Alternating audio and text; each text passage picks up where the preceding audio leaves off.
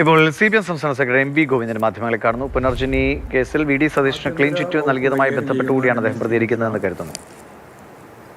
Clean chit നൽകുന്നത് അസാധാരണമായ ഒരു നിലപാടാണ്.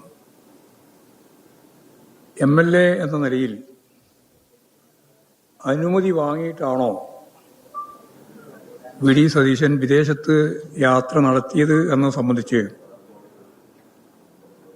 നിയമസഭാ സെക്രട്ടേറിയറ്റിൽ നിന്ന് അനുമതി വാങ്ങിയിട്ടില്ല എന്നും ആഭ്യന്തര വകുപ്പിന്റെ അനുവാദം കിട്ടിയിട്ടില്ല എന്നുള്ളതുമാണ് വസ്തുതാപരമായിട്ട് പുറത്തു വന്ന വിവരം. അതുപോലെ വിദേശത്തുനിന്ന് ഫണ്ട് അഭ്യർത്ഥിക്കാനുള്ള അവകാശം യഥാർത്ഥത്തിൽ നിയമം അനുവദിക്കുന്നില്ല എന്നെല്ലാവർക്കും അറിയാം. അല്ലെങ്കിൽ പ്രത്യേകമായ അനുവാദത്തോടു കൂടി വേണം അത്തരമൊരു നിലപാട് സ്വീകരിക്കാൻ. പ്രളയത്തിൻ്റെ ഘട്ടത്തിൽ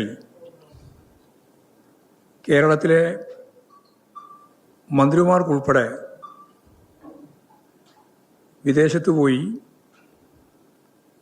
കേരളത്തിൻ്റെ ആകെ ദുരന്തത്തെ വിദേശത്തുള്ള ജനങ്ങളുടെ മുമ്പിൽ അവതരിപ്പിച്ച് അവരൊരു ഫണ്ട് ശേഖരിക്കുന്നതിന് വേണ്ടി കേന്ദ്ര ഗവൺമെന്റിനോട് ചോദിച്ചപ്പോൾ കേന്ദ്ര ഗവൺമെന്റ് അനുവാദം കൊടുത്തിട്ടില്ല, മുഖ്യമന്ത്രി ഉൾപ്പെടെയുള്ളവർ കൊടുത്തിട്ടില്ല. അപ്പോൾ യഥാർത്ഥത്തിൽ ഫണ്ട് അഭ്യർത്ഥിക്കാൻ നിലവിലുള്ള നിയമം അനുവദിക്കുന്നുണ്ടോ എന്ന പ്രശ്നം ഇല്ല എന്നുള്ള കൃത്യമായ ഉത്തരമാണ് നമുക്ക് ലഭിക്കുക. ഫണ്ട് അഭ്യർത്ഥിച്ചതിൻ്റെ വീഡിയോ ഇപ്പോൾ പുറത്തു വന്നിട്ടുണ്ട്. ഇംഗ്ലണ്ടിൽ സന്ദർശനം നടത്തി അവിടെ ആളുകളെ വിളിച്ചുകൂട്ടി ഓരോരുത്തരും 500 പൗണ്ടെങ്കിലും നൽകണം. 3 കാറ്റഗറിയിൽപ്പെട്ടവർക്കാണ് വീട് നൽകുന്നതിന് വേണ്ടി തീരുമാനിച്ചത് എന്നിവിടെ കണ്ടതുപോലെ നമുക്കെല്ലാം മനസ്സിലായിട്ടുള്ളതാണ്.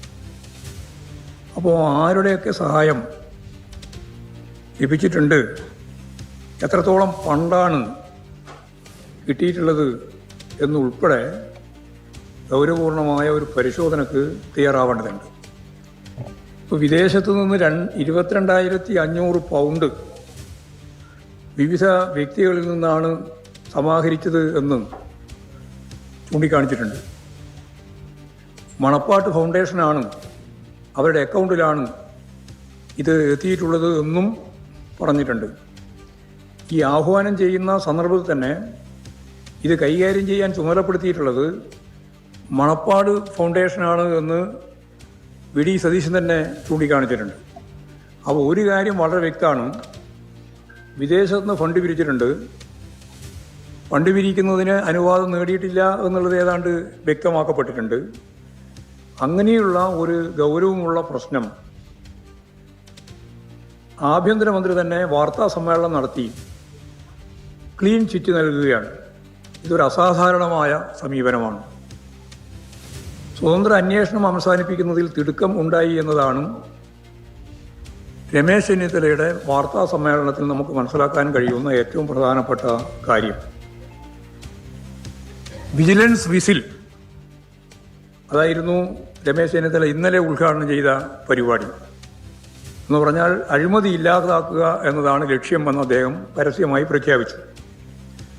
അങ്ങനെ അഴിമതി ഇല്ലാതാക്കാനുള്ള പരിപാടിയുടെ ഭാഗമായി ഗൗരവപൂർവ്വം കേരളം ചർച്ച ചെയ്ത ഒരു പ്രശ്നം തേച്ചുമാച്ച് കളയുന്നതിൻ്റെ ഭാഗമായിട്ട് ഇന്നലെ പ്രഖ്യാപിച്ച് ഇന്ന് ആവുമ്പോൾ വിജിലൻസിൻ്റെ ഭാഗമായിട്ട് കിട്ടി എന്ന് പറയുന്ന റിപ്പോർട്ട് അടിസ്ഥാനപ്പെടുത്തിയിട്ട് കേരളത്തിൻ്റെ മുഖ്യമന്ത്രിയായിട്ടുള്ള അന്നത്തെ പ്രതിപക്ഷ നേതാവ് VD സതീശന് ക്ലീൻ ചിറ്റ് നൽകുന്നതിന് വേണ്ടിയുള്ള നിലപാടാണ് സ്വീകരിച്ചിട്ടുള്ളത്. ഇത് ഗൗരവപൂർണമായ ഒരു പ്രശ്നം ഉന്നയിക്കപ്പെടുന്നുണ്ട്.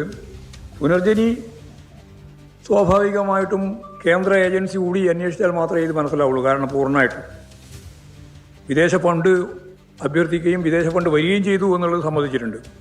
അപ്പോൾ ഈ രീതിയിൽ ഗൗരവപൂർണമായ ഒരു പ്രശ്നം ഏച്ചുമാച്ച് കളയുന്നതിന് വേണ്ടിയുള്ള ആഭ്യന്തര വകുപ്പിൻ്റെ ഉന്നം VD സതീശനെ രക്ഷിക്കാൻ വേണ്ടിയിട്ടാണോ എന്നുള്ള കാര്യം കേരളം ചർച്ച ചെയ്യുമെന്നുള്ളതാണ് എനിക്കത് സംബന്ധിച്ച് പറയാനുള്ളത്. ഇത് വളരെ ഗൗരവമുള്ള പ്രശ്നമാണ്.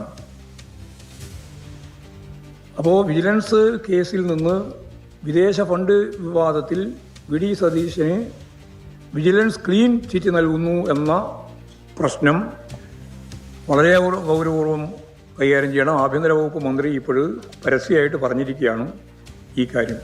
ഞാൻ നേരത്തെ പറഞ്ഞ 2018 മഹാപ്രളയത്തിന് ശേഷം വി ഡി സതീശൻ എൻ്റെ മണ്ഡലത്തിലാണ് ഏറ്റവും കൂടുതൽ അപകടം സംഭവിച്ചിട്ടുള്ളത് എന്ന് പറഞ്ഞുകൊണ്ടാണ് യഥാർത്ഥത്തിൽ FCRI ലംഘനം നടത്തി അതിനടിസ്ഥാനപ്പെടുത്തിയിട്ട് അനധികൃതമായിട്ട് വിദേശത്ത് ഫണ്ട് ശേഖരണം നടത്തിയിട്ടുള്ളത്. അപ്പോൾ ഇതാണ് ഒരു വളരെ പ്രധാനപ്പെട്ട പ്രശ്നം. മണപ്പാട്ട് ഫൗണ്ടേഷനാണ് ഫണ്ട് കൈകാര്യം ചെയ്തത് എന്ന് കൃത്യമായിട്ട് തന്നെ അദ്ദേഹം ആദ്യം ഫണ്ട് പിരിക്കുന്ന സന്ദർഭത്തിൽ തന്നെ വ്യക്തമാക്കിയിട്ടുണ്ട്. അപ്പോൾ വി ഡി സതീശൻ ലണ്ടനിൽ ചെന്ന് നേരിട്ട് പണം ആവശ്യപ്പെട്ടതിന് ഞാൻ ഈ പറഞ്ഞതുപോലെ വീഡിയോ അടക്കം പുറത്തു വന്ന പരിതസ്ഥിതിയിൽ സ്വാഭാവികമായിട്ടും വഴിക്ക് വെച്ച് അന്വേഷണം പൂർത്തിയാക്കി ക്ലീൻ ചിറ്റ് നൽകുന്ന നിലപാട് തെറ്റാണ് എന്നുള്ളതാണ് ഒരു കാര്യം.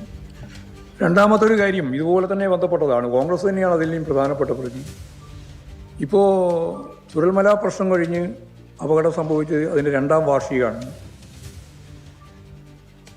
എല്ലാവരും ഫണ്ട് പിരിക്കുന്നതിന് വേണ്ടി തയ്യാറാകുമ്പോൾ ഞങ്ങൾ ഉൾപ്പെടെ എല്ലാവരും ഫണ്ട് പിരിക്കാതെ സംസ്ഥാന ഗവൺമെൻറ്റിൻ്റെ അക്കൗണ്ടിലേക്ക് പണം കൊടുക്കുക എന്നുള്ള നിലപാടാണ് യഥാർത്ഥത്തിൽ സ്വീകരിച്ചത് പല രാഷ്ട്രീയ പാർട്ടികളും. അങ്ങനെയല്ല, ഞങ്ങൾ അവർക്കൊന്നും കൊടുക്കാൻ ഉദ്ദേശിക്കുന്നില്ല, സർവീസ് സംഘടനയുടെ ഭാഗമായിട്ട് നിൽക്കുന്നവർക്കൊന്നും കൊടുക്കേണ്ടതില്ല, ഞങ്ങൾ തന്നെ പ്രത്യേകം ഫണ്ട് പിരിക്കുകയാണ്, ഞങ്ങൾ തന്നെ വീട് വെച്ചു കൊടുക്കുകയാണ് എന്ന് പരസ്യമായിട്ട് അന്നത്തെ KPCC പ്രസിഡന്റ് സുധാകരൻ നിലപാട് സ്വീകരിച്ച് ഫണ്ട് പിരിവ് ആരംഭിച്ചു.